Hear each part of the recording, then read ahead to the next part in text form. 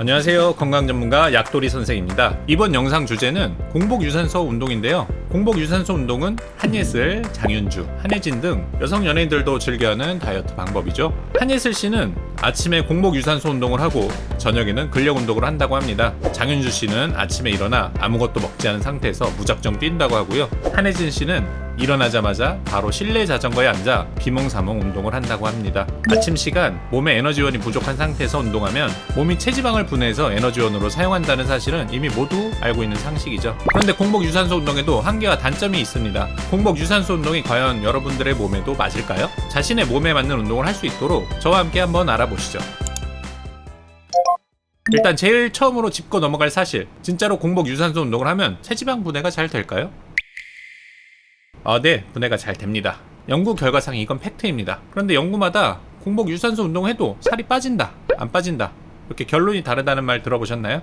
이건 좀 헷갈리면 안 되는데 지방 분해가 됐다는 거랑 살이 빠졌다는 거랑은 다릅니다. 제가 팩트라고 말한 것은 공복 유산소 운동을 하면 단지 지방 분해가 잘 된다는 뜻이에요. 이 논문을 보시면 공복 상태로 운동을 하면 비공복 상태로 운동을 한 것보다 FFA가 38% 증가된다고 결론 지었는데요. FFA는 혈액 속을 돌고 있는 자유지방산을 말합니다. 그리고 자유지방산은 지방이 분해됐을 때 나오는 산물입니다. 그러니까 자유지방산이 더 증가됐다는 의미는 지방이 분해가 더 잘 됐다는 의미입니다. 자, 그러면은 이제 머릿속에 드는 의문, 지방이 분해됐으니까 살이 빠졌다는 거 아니야? 그게 단편적으로 보면 맞는 말이긴 한데요. 인체가 단순하면 좋을 텐데 참 그렇지 않고 참 복잡하게 작동합니다. 인체 작동의 주요 원칙 중 하나는 항상성인데요. 항상성이 예를 들어 드릴게요. 만약 운동을 해서 체온이 올라가면 이를 제자리로 맞추려고 땀을 내 체온을 낮춥니다. 이렇게 몸을 평소와 같은 상태로 만드는 것을 항상성이라고 합니다. 이와 마찬가지로 지방이 급격히 분해되면 지방을 다시 채우려고 하는 보상기전이 작동합니다. 첫째로 분해했던 지방이 전부 다 에너지로 쓰이지는 못하거든요.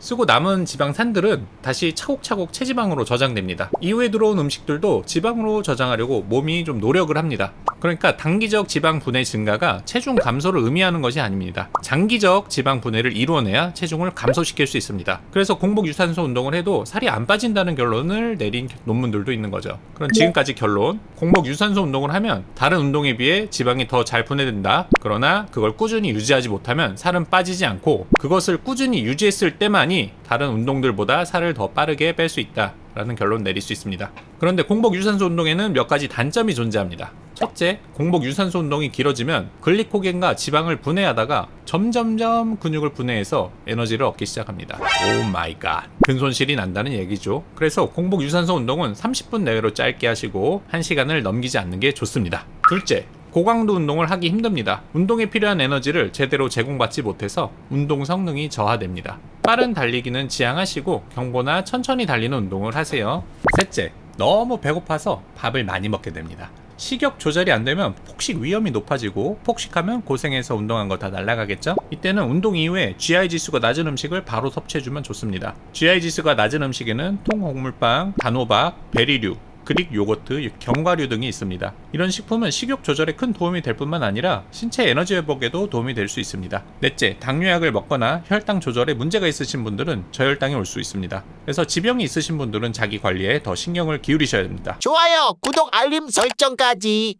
자, 이를 종합해서 장점을 극대화하고 단점을 회피하려면 공복 유산소 운동은 30분 정도만 가볍게 하는 것이 좋겠고, 에너지가 많이 필요한 근력 운동은 이어서 하지 않고 따로 시간을 잡고 하는 것이 좋겠습니다. 아니 근데 그럴 필요가 있을까요? 헬스장 한 번 가면 족하지 두 번 가기 힘들잖아요. 한 번 가는 것도 힘든 마당에. 그래서 간단한 다이어트 혹은 취미로 운동을 하시는 거면 공복 유산소 운동은 굳이 하실 필요 없습니다. 자신의 여유 시간에 헬스장 가서 유산소, 무산소를 같이 하는 게 좋겠습니다. 그런데 나는 이번 여름 다이어트를 빡세게 해야 돼, 썸남, 썸녀에게 잘 보여야 된다고 하시는 분들 있죠? 운동 효과를 극대화하고 싶으신 분이 있다면 한예슬 씨처럼 하루 운동을 2번으로 쪼개는 게 좋습니다. 아침에 공복 유산소 운동을 하고 여유 시간을 둔 후에 나중에 근력 운동을 하면 되겠습니다. 공복 유산소 운동을 하고 싶은 분들을 위한 팁도 드릴게요. 우리는 K민족이니 보통 하루에 3끼를 먹겠죠? 그렇다면 아침 식전이 공복 기간이 가장 길 겁니다. 아침은 대략 12시간 공복, 점심과 저녁은 대략 6시간 공복 상태인데요. 그래서 아침 때가 몸에 저장된 글리코겐이 가장 적고 혈당 혈당도 가장 낮은 상태입니다. 공복 유산소로 지방을 분해하기 가장 좋은 시간대라는 거죠.